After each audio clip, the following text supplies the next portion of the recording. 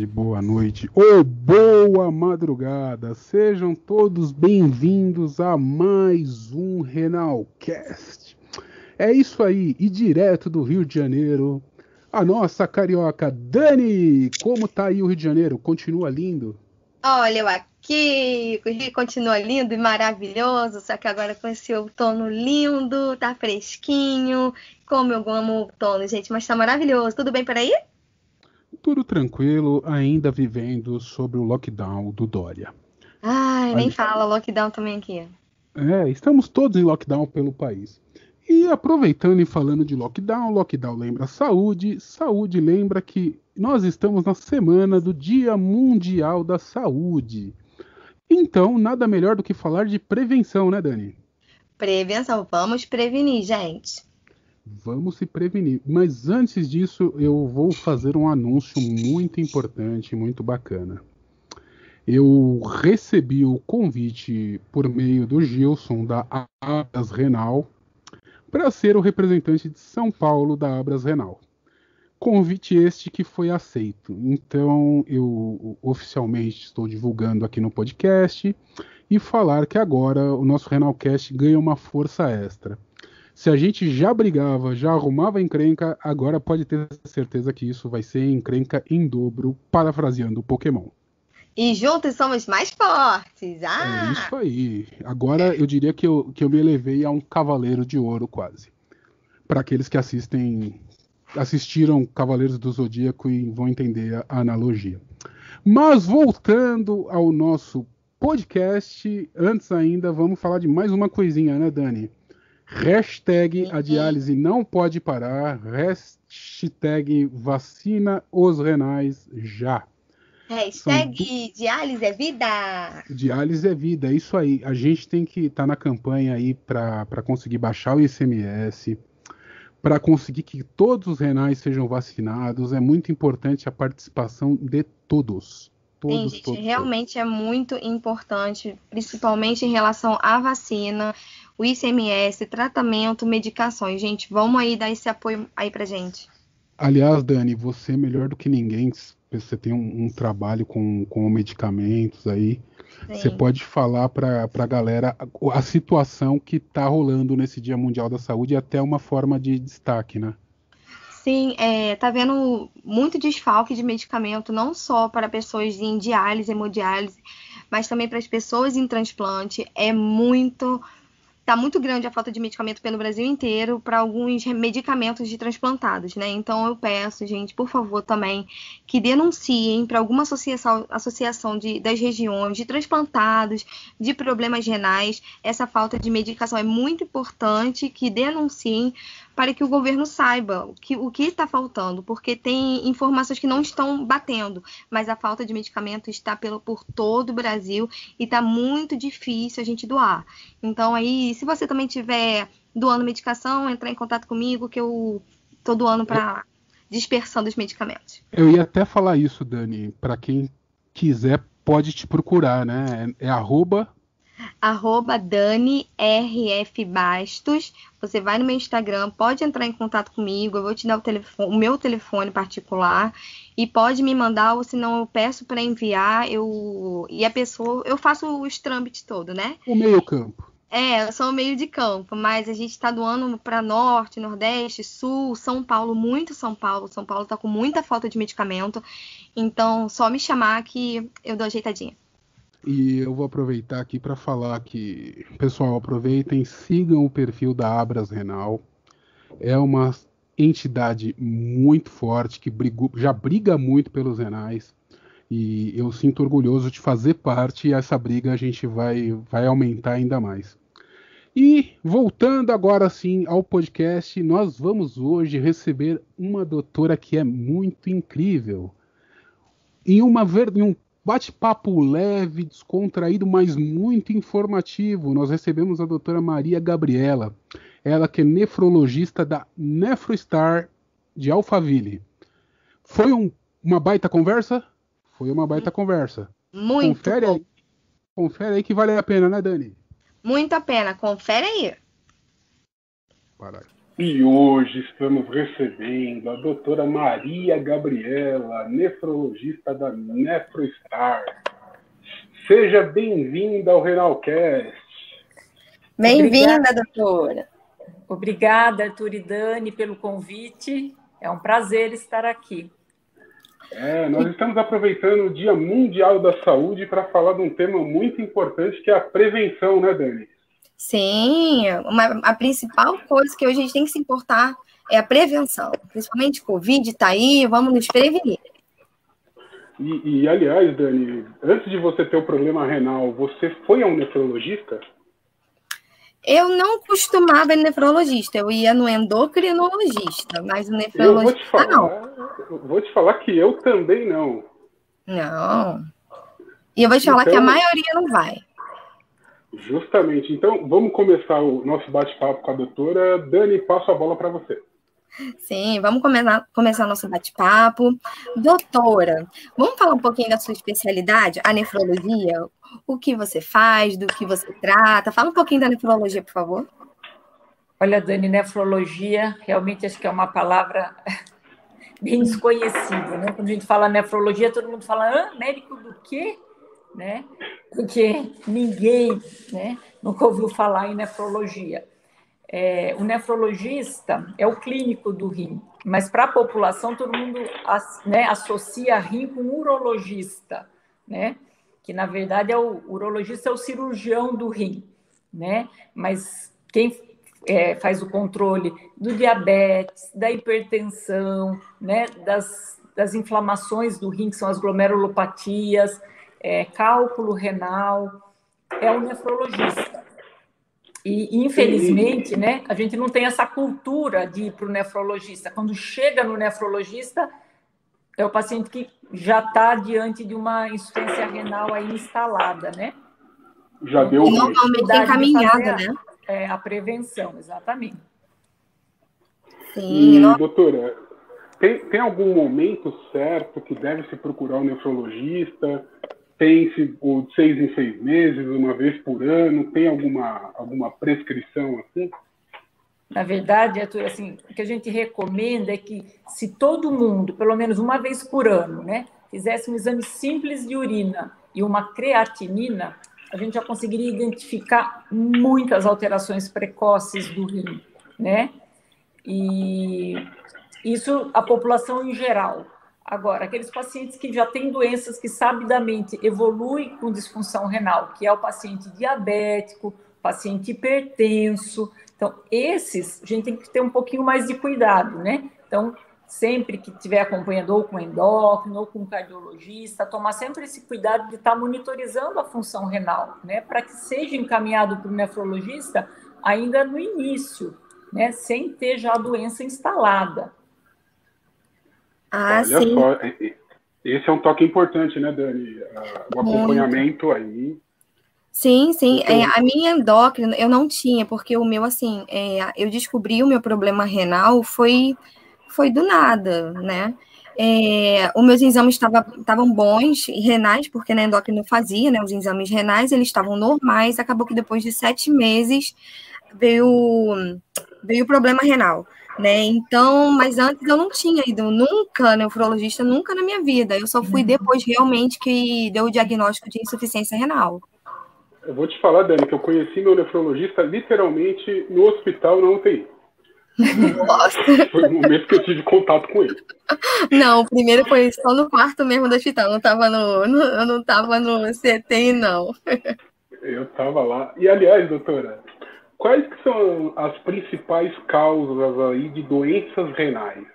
Né? As principais causas, Arthur, é diabetes, hipertensão, essas são as mais comuns. Depois nós temos as glomerulopatias, né, que são essas doenças inflamatórias do rim, doença renal policística, algumas outras doenças genéticas, mas as mais prevalentes, diabetes e hipertensão. Sim. Assim, eu fui diagnosticada já sendo insuficiente, com insuficiência renal crônica, né? Uhum. E tem também insuficiência renal aguda. Como dizer, qual é qual? Qual a diferença entre as duas? Na verdade, insuficiência renal é quando o rim perde a capacidade de efetuar suas funções básicas, né? E essa perda, ela pode ser abrupta, aguda, que é a insuficiência renal aguda. Então, é um paciente que tem função renal normal, de repente ele é hospitalizado por um quadro grave de uma pneumonia, evolui com uma septicemia e insuficiência renal, ou um paciente que teve um infarto, um comprometimento muito grande da função do coração e também o rim, né, de uma forma abrupta, perde as suas funções. Isso é o agudo, que é aquele paciente que vai recuperar.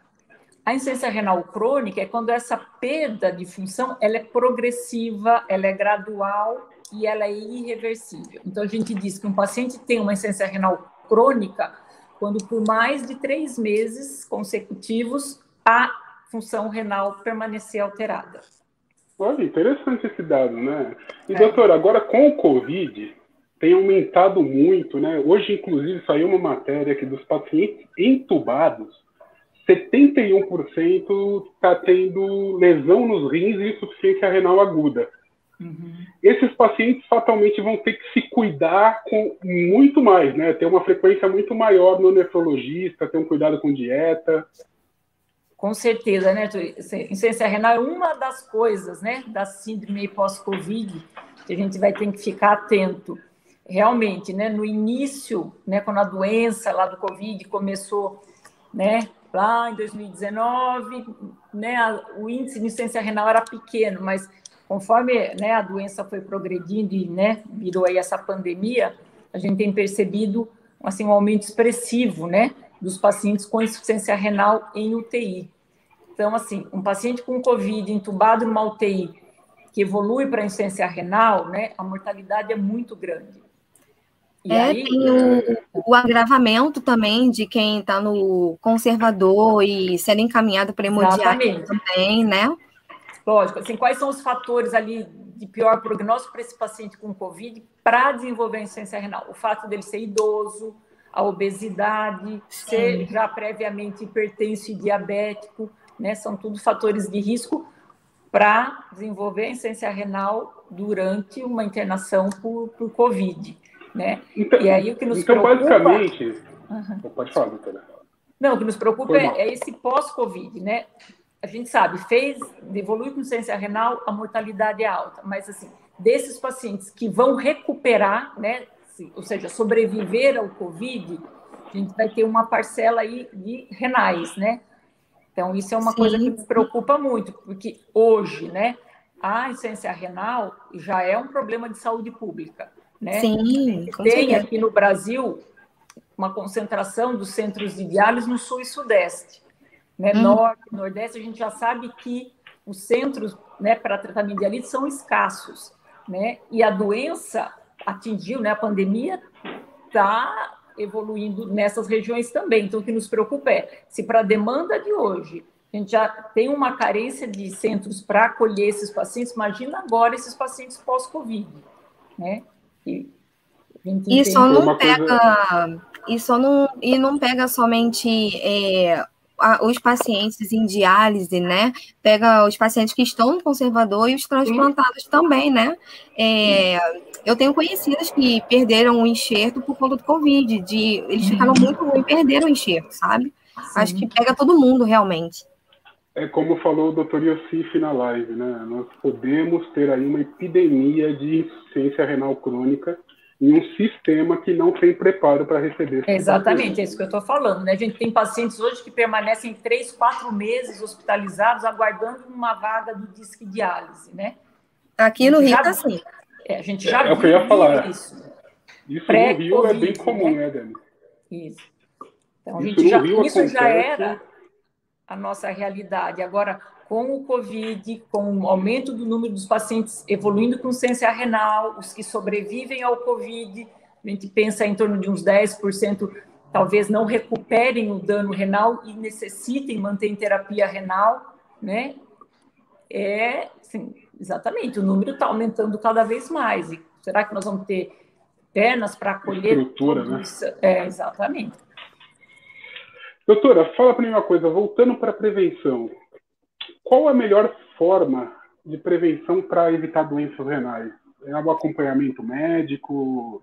Acho que a prevenção, evitando... né, pensando em Dia Mundial da Saúde, né, Arthur, a prevenção é para todas as doenças. Então, assim, buscar uma alimentação balanceada, tentar praticar atividade física, né, reduzir o consumo de sal, cessar tabagismo, diminuir o consumo de bebida alcoólica e, principalmente, controle da pressão e do diabetes, né?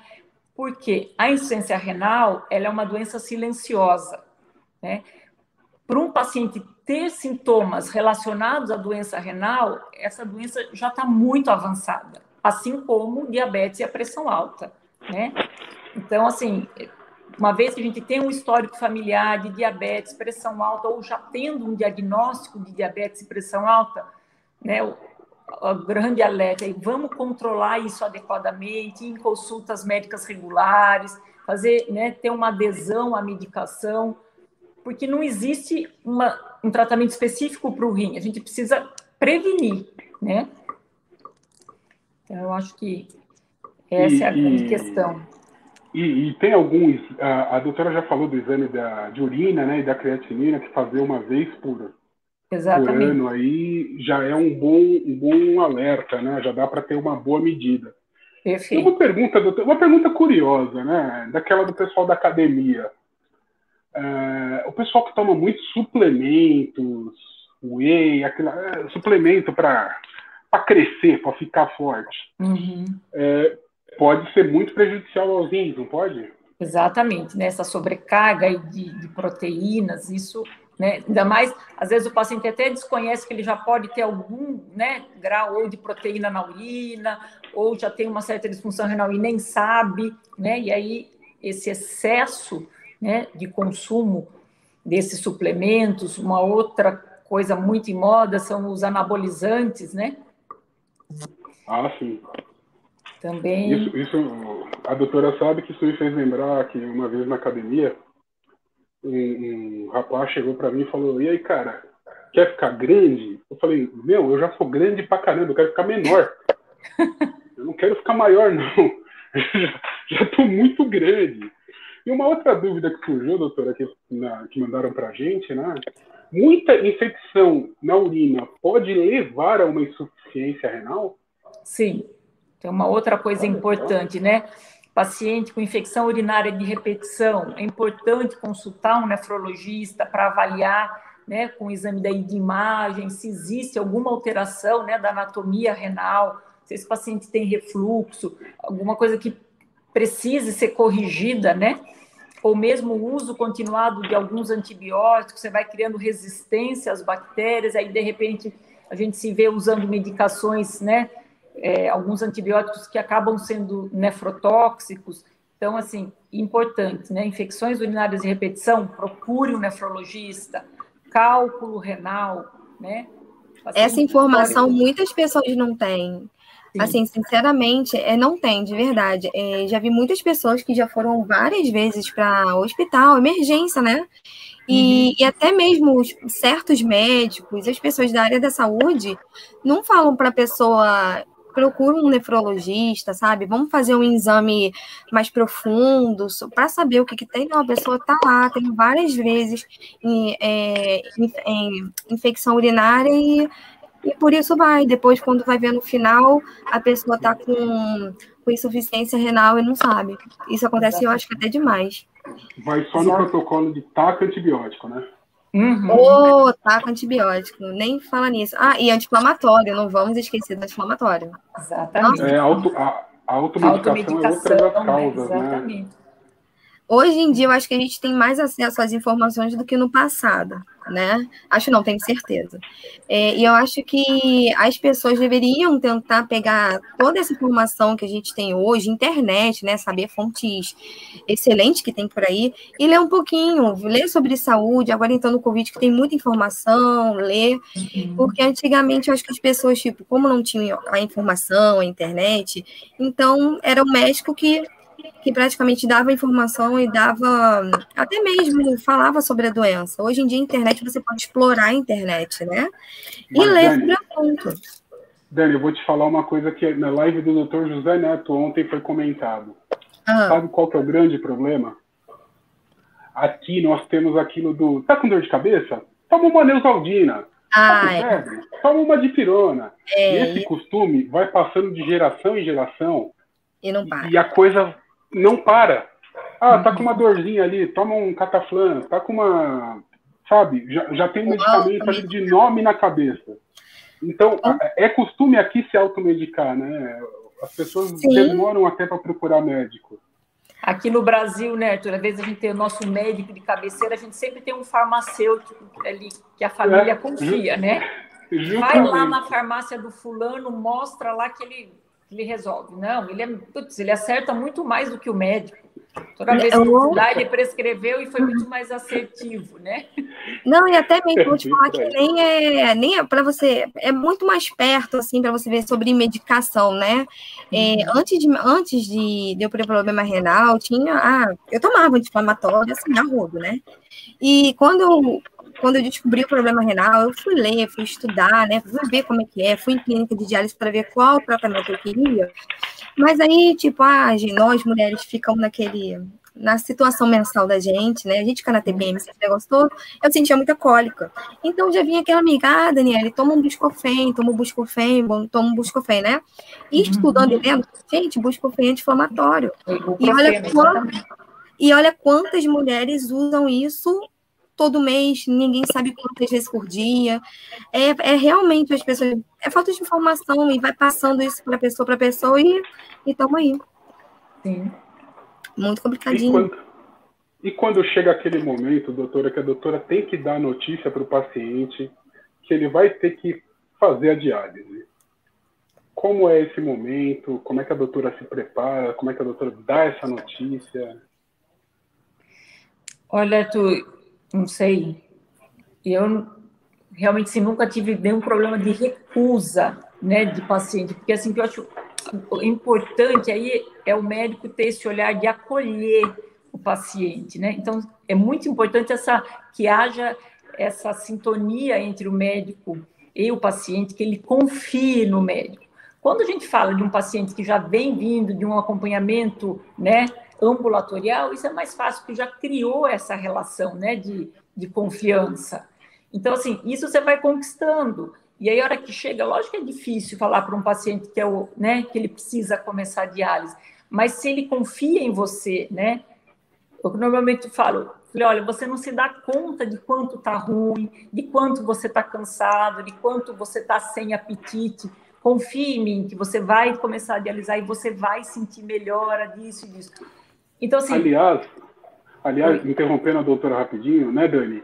Uma das coisas que a gente mais vê no grupo é o pessoal perguntando assim, eu tô com a minha função renal em X%, já é hora de começar a diálise? Não funciona assim, né, doutora? Lógico, conforme o paciente se sente, né? Exatamente. Então, às vezes, você não pode basear ali no valor, um clearance menor que 15, eu vou pôr aquele paciente em diálise. Não, às vezes você tem um paciente que tem um clearance um pouco maior, mas ele está muito mais sintomático. Então, assim, ficar esperando piorar, não vai. Você vai perder o time de conseguir pôr esse paciente em diálise, ainda ambulatorialmente, sem ser essa situação como vocês, né, viveram, que é internado numa UTI.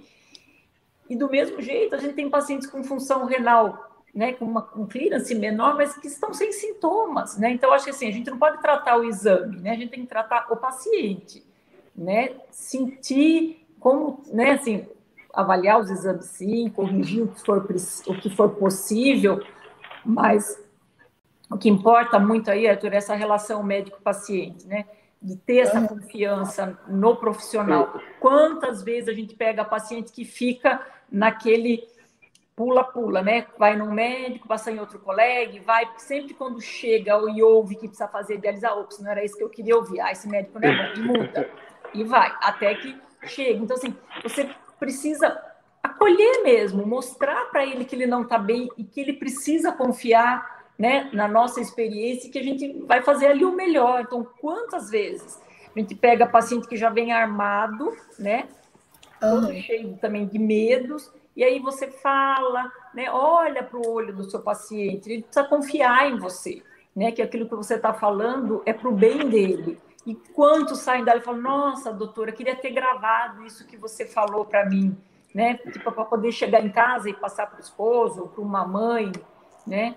Então, assim, eu não sei, pelo menos acho que eu sempre fui muito feliz aí nas minhas indicações e nunca tive recusa de paciente. Eu tenho um único caso que é um paciente especial e, na verdade, o grande problema é a mãe aceitar a doença do filho, né? Então, o problema não é nem com o paciente, é a aceitação da mãe. Da então, família. É mais complicado ainda, né? É o único caso, assim, que eu tenho que não aceitação da diálise, mas todos os outros, vários, né? Isso que eu falei, pacientes que a gente já pega, que passaram por vários outros colegas, que já vem ali, ou às vezes o colega liga, você pode atender esse paciente? Putz, ó, paciente difícil, paciente foge, paciente não vem na consulta, enrola para trazer exame, já passa ali toda a ficha do paciente, né? Já passa a ficha corrida. Você já vem assim, putz, mas você desmonta ali o paciente, ele precisa confiar em você. Né? Se você tem essa boa relação com ele, eu acho que a gente é feliz.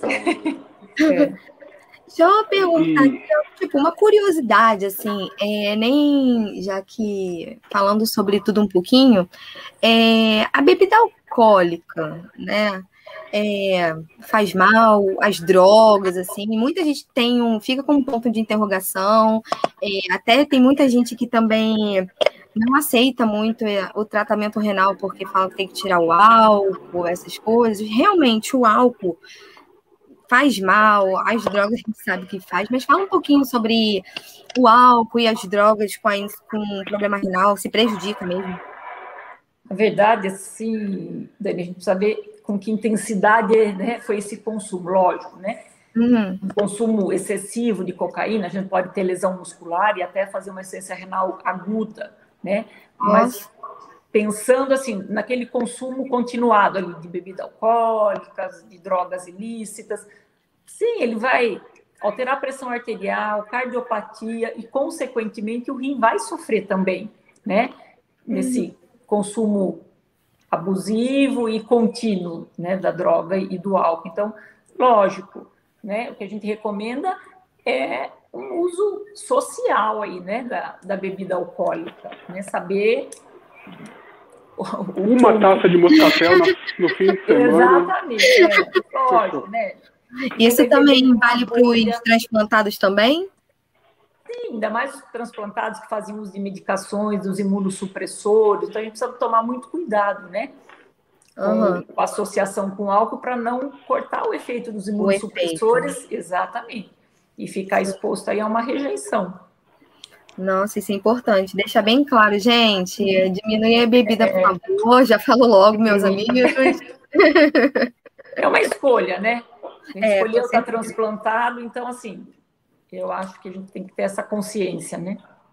E aí, aproveitando essa dúvida da Dani, doutora, o ácido úrico elevado pode levar à insuficiência renal crônica?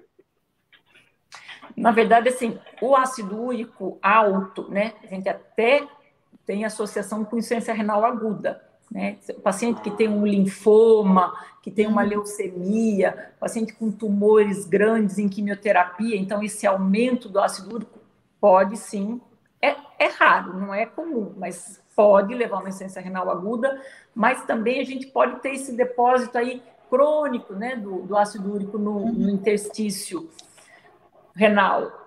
Só que é difícil a gente associar a insuficiência renal crônica só a esse depósito do ácido úrico, porque esse diagnóstico seria feito com biópsia renal. E, normalmente, esse paciente que tem uma elevação de ácido úrico, ele faz um consumo abusivo de anti-inflamatório. Ele tem, né? Provavelmente ele tem gota.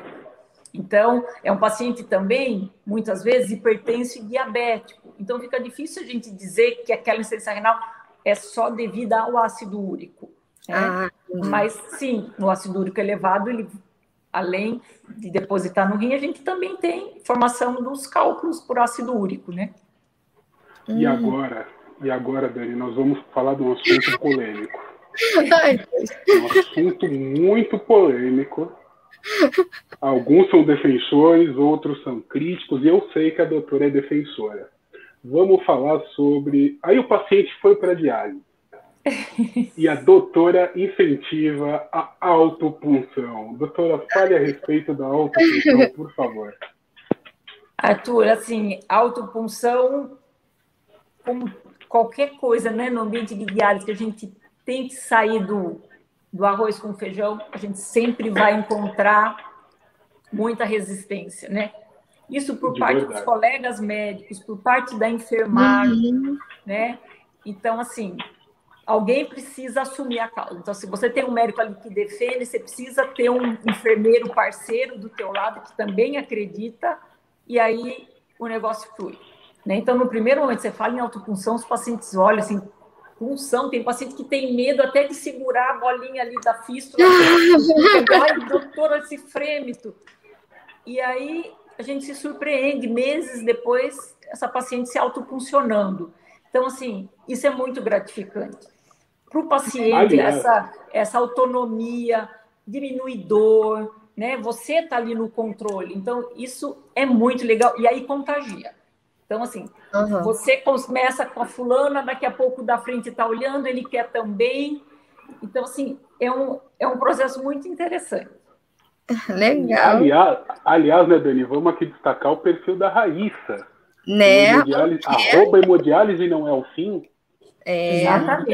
Ela já faz alguns anos a autopunção e tem uma habilidade incrível. Ela consegue gravar e mostrar a autopunção assim com uma maestria muito bacana. Ela já é MacGyver da autopulsão, gente. Ela já é MacGyver. Ela nos stories se autopulsando, Nossa Senhora. A gente até acostuma vendo ela se autopulsando. Eu vou te falar que vendo ela se autopulsando, dá até mais coragem para a gente fazer também. Exatamente. Por isso eu falei, aí, isso que vocês estão vendo no vídeo, se você vê aquele paciente ali sentado na sua frente, você quer experimentar também. E aí a gente percebe que assim, quem sempre está mais aberto a isso, Dani, são os jovens. Né? Os pacientes mais jovens que aceitam mais o desafio. Mas, assim, eu tive uma experiência há uns 2 anos atrás, em Campinas, um paciente de seus 60 e poucos anos, começou a dialisar com permicate, fez uma fístula, maturou a fístula, e devia ter, assim, uns 3 meses que estava usando a fístula. E ele ia fazer uma viagem para a Suíça, no casamento de uma filha de um amigo, e aí... Olha só, ele estava preocupado que lá na Suíça não soubessem funcionar o braço dele. Então, ele quis se autopuncionar, ele aprendeu em 1 mês, porque ele queria se funcionar lá de medo que não soubessem funcionar a fístula dele. Então, assim, isso para mim foi uma surpresa, porque você imagina, ele vai estar ali há 1 mês se autofuncionando. Com certeza, alguém lá na clínica vai ter uma experiência de muito mais de 1 mês de punção de fístula. Filha, mas no desespero a gente também vai. Foi muito Isso legal. É um homem preparado. Ele foi de cabeça, realmente. Exatamente. Em 1 mês ele se preparou, o enfermeiro no início filmava, né, a punção, e ele ficava olhando. Ai, gente, só eu de pensar. Super legal. Ele falou, doutor, eu posso levar as agulhas, porque vai que eu chegue lá e não tenho essa agulha, lógico. Então, assim, eu falei, imagina, sai uma agulha aqui, né, do Brasil, Tupiniquim, para ir lá para a Suíça. Mas, Verdade, eu vou te falar que eu particularmente, assim, eu teria até um certo receio, mas se alguém me incentivasse, eu faria. Eu perderia esse receio, esse medinho, assim. Eu vou falar uma coisa. Eu já me funcionei. Até, aliás, um grande abraço, um beijo para Zezé, que era enfermeira na época. E ela falou, você tem coragem? Eu falei, tenho. Daí a agulha. E consegui me funcionar até tranquilo. Mas aí até tem a ver com a minha pergunta, doutora. A autopunção seria só para o modo bottom? Ou pode ser também pelo outro jeito, né? Para quem não tem o bottom. Meu caso, eu me funcionei sem ter o bottom. Na verdade, Arthur, o bottom, né? A técnica lá foi desenvolvida para os pacientes que faziam diálise domiciliar, né? Que eram os pacientes que se autofuncionavam.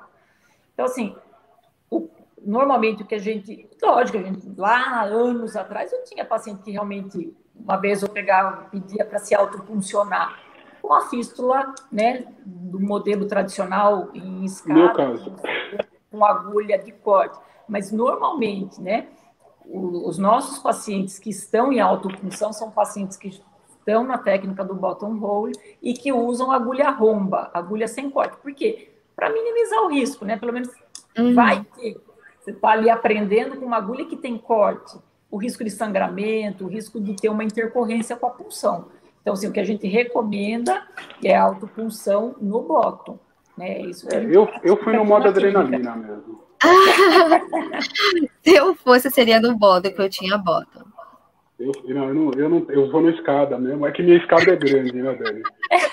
Tá ligado que minha escada aqui no Brasil é um tanto quanto eu tenho bastante área virgem ainda. Minha venosa era profunda, imagina eu com uma agulha de corte, não, gente. Não ia dar muito certo, não. Não, mas tá certo. Eu acho também que o mais correto, não mais correto, mas o mais recomendado, de fato, é para quem tem o bottom, porque diminui os riscos de um acidente. Ai, gente, vai que erra o braço. Ai, faz isso não. É sempre um risco. Mas é muito interessante isso, doutora, porque a doutora acaba desenvolvendo a autonomia do paciente, né?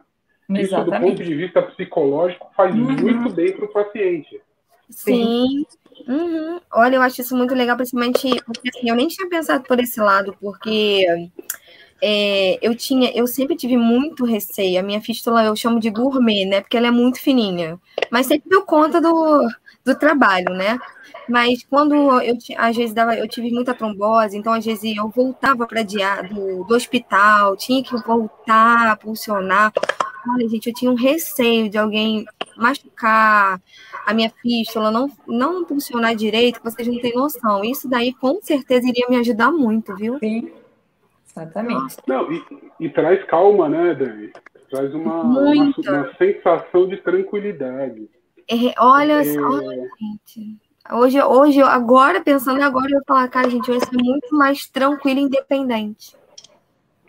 Porque assim, você tem controle ali, você sabe a hora que você está pondo a agulha, o controle da dor, né? É a mesma coisa, alguém vai tirar, sei lá, um espinho, uma coisa que entrou no seu pé, você fecha o olho, você nunca sabe se vai doer, se não vai. Se é você que está ali no controle, né? É diferente, né? Mas eu gosto de brincar com os enfermeiros, quando vai me funcionar, eu falo, te agarra que vai doer. Te agarra. Ou a famosa técnica do Chapolin. Não vai doer. Não vai doer. Não vai doer. E aí, dá-lhe agulhada. Eu acho que o não vai doer já é mais tranquilo. E doutora, fala pra gente aí uma última mensagem aos nossos pacientes, ouvintes, a familiares, a amigos. Nesse episódio que fala sobre prevenção, fala sobre autofunção, aquela mensagem final.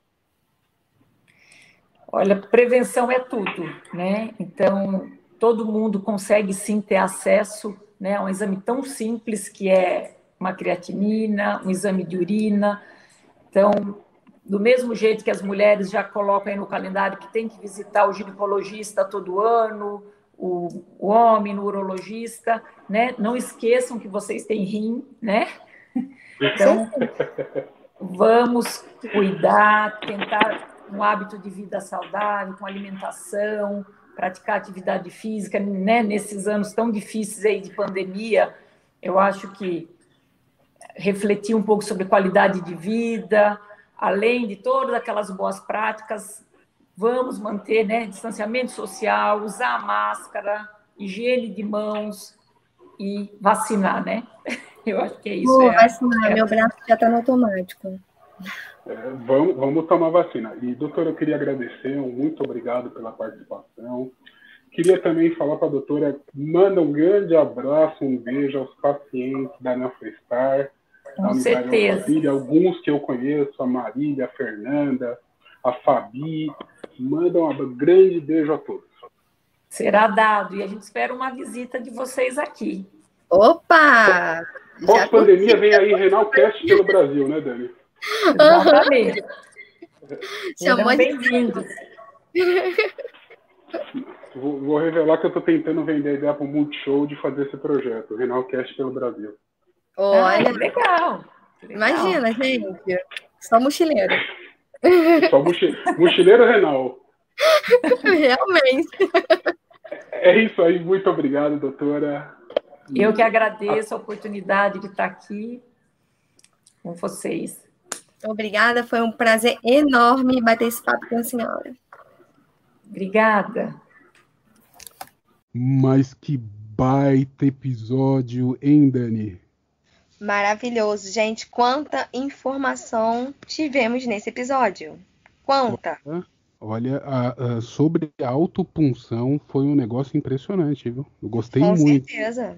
Tô até com vontade de fazer de novo. Assim, se eu tivesse na hemodiálise, eu também tentaria, de verdade. Eu teria coragem de fazer. Olha, quem sabe teremos imagens logo disso. E lembrando mais uma vez o perfil da Raíssa, @hemodiálise não é o fim, onde tem vários vídeos mostrando a autopunção. Se você ainda não viu, veja, porque é maravilhoso, dá para aprender muito e você também pode pegar coragem e também fazer autopunção, hein? É isso aí. Eu só não sugiro fazer uma máquina de diálise, mas a autopunção é sugiro.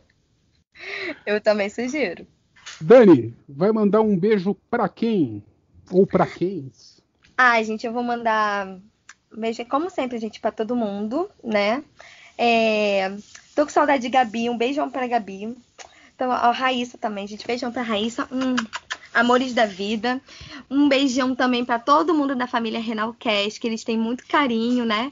E um beijo pra todo mundo, todos os renais, para os novos que estão entrando no Renalcast e para as pessoas no geral que escutam o nosso canal. Olha aí, eu vou mandar também um beijo à Raíssa, muito especial. Um beijo à Gabi, continuo falando com ela quase que diariamente. A Ana tá crescendo bem, tá linda. Bebê. Um beijo ao Dória, que ainda não me desbloqueou. Beijo, Dória, pra você também, me ama. E a todos os nossos amigos do Renalcast, sem dúvida, um grande abraço, um beijo. E é isso aí, a gente continua e semana que vem estamos de volta. Até a semana que vem. Tchau! Até!